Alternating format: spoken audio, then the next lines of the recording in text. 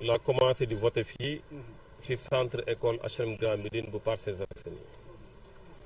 C'est la première fois ma ñëw rek jubal daal di voter. Dama faral di rang su ma koy def te amul benn élection boo xam ne raté naa ko pour ñëw voter accomplir sama devoir civique. Pour la première fois ma ñëw sama bureau de vote daal di jubal voter directement, amul kenn koo xam ne topp naa ci ginnaaw te ba ma wonee ginnaaw bureau de vote bi dafa mel ni rang ba léegi amu fi. Loolu la muy tekki mooy lu ñu doon tàmm di gis ci centre de vote bi te gëm naa ne soo moytu ci yeneen centre de vote yi la gisuñu ko mooy sénégalais yi ni ñuy war di génnee heure bi des na. dañ leen di wax nag na leen élection bii ñuy jëm élection bu am solo la ci suñu démocratie, élection bu am solo la ci seen baat ñoom, ci seen kàddu ñoom, parce que seeni mbëbët seen bëgg-bëgg li ñu namm pour contrôler li nga xamante ne exécutif mu ngi koy def, lu ñu namm pour fexe ba benn dérive du am, ñoom dañu war a jël kàddu boobu jox ko ay nit ñu représenter leen assemblée nationale. loolu mooy la démocratie représentative maanaam élection bii élection wu peuple sénégalais yi la. élection bii élection la pour tànn ñi leen di teewal assemblée nationale la. moo tax ñu ngi leen di woo ngeen génn massivement ngeen voter massivement. am nañu Sénégal tradition électorale xam ngeen nu ñuy voter, di ngeen ko def ci jàmm, di ngeen ko def ci teraanga te jàpp nañ ne à chaque fois ñu voter suñu xëyee dañuy dem liggéeyi. waaye aussi tàmm nañ di gis sénégalais yi it ñu voter, ñu accomplir le devoir citoyen. moo tax dañuy ñaax population yi ñu génn massivement ñu dem voter ji choisir tànn seeni député yu leen war a représenter assemblée nationale, député yi nga xamante ne dañu war a saytu ñi fi nekk tey liggéey bu ñu war a def ñu saytu ko xool lu ci baax ak lu ci baaxul ñu mën a teewal population yi. beneen bu ma ci yokk mooy ni population yi amee habitude du voter noonu la administration sénégalaise am ay élections.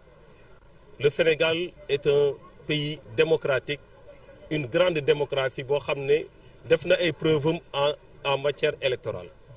dañuy ñaax tamit ñuy organiser élections yi lépp lu ci war en termes de transparence ñu matal ko ba mu mat sëkk, parce que fajar gi suba si lañ nekk nii mbir mi day dem ba ngoon.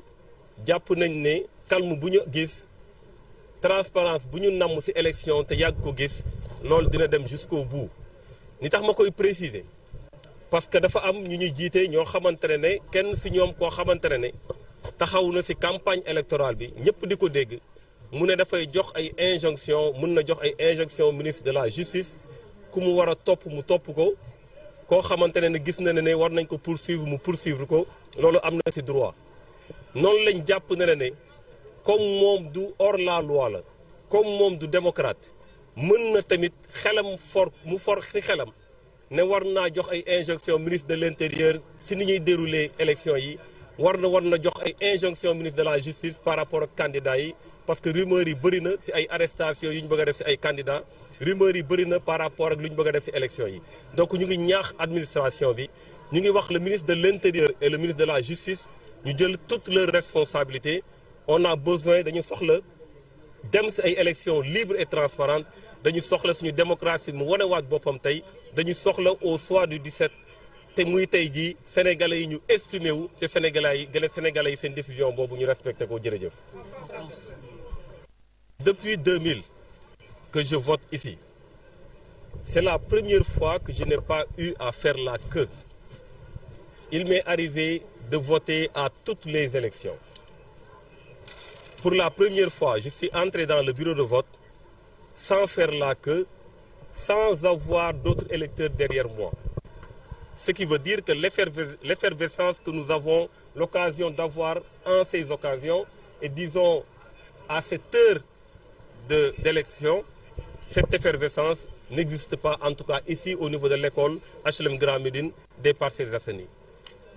C'est pourquoi nous commençons d'abord à appeler les Sénégalais à sortir massivement et à aller voter, à accomplir le devoir citoyen.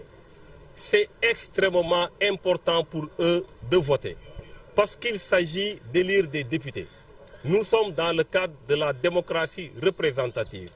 Les populations qui ont comme souhait qu'il y ait un contrôle de l'action gouvernementale, les populations qui ont comme souhait de voir des lois qui ne sont pas du tout scélérates ou des lois qui ne leur portent pas préjudice ne soient pas votées, des Sénégalais qui sont soucieux du fait qu'ils doivent être représentés au niveau de l'Assemblée nationale. Ces Sénégalais-là ont l'occasion aujourd'hui d'élire des députés. Donc c'est extrêmement important qu'ils sachent que la seule manière de faire porter leur voix, la seule manière de faire porter leurs préoccupations, c'est d'élire des députés à l'Assemblée nationale. Donc nous les invitons de sortir massivement, d'aller voter massivement et d'accomplir leur acte citoyen, de faire en sorte qu'au soir du 17 novembre, que, évidemment, la voix du peuple s'exprime. Parce qu'en démocratie, c'est la loi de la majorité. Nous espérons, en tout cas, qu'ils feront en sorte que les députés qui sont élus soient légitimes, parce que la majorité des électeurs auront voté pour eux. Je voudrais, par la même occasion, dire que de la même manière que ces populations ont l'habitude d'aller voter, de la même manière qu'on peut constater une tradition démocratique et d'élection dans notre pays, nous avons également l'habitude de voir l'administration sénégalaise organiser des élections d'une manière libre et transparente. C'est pourquoi nous faisons un appel à l'administration, nous faisons un appel aux organisateurs des élections de faire en sorte qu'il y ait des élections libres et transparentes. Que jusqu'à la fin de cette journée, qu'on puisse laisser la population s'exprimer librement, qu'on puisse laisser les Sénégalais s'exprimer librement. Nous le disons dans le contexte actuel, parce que nous avons à la tête de ce pays un Premier ministre qui n'a pas hésité à dire devant l'opinion nationale et internationale qui a le droit et qu'il le fait de donner des injonctions au ministre de la Justice pour mener des poursuites contre ses opposants. De la même manière qu'il a cette possibilité, il se donne évidemment la même possibilité de saisir tous les autres ministres, y compris le ministre de l'Intérieur.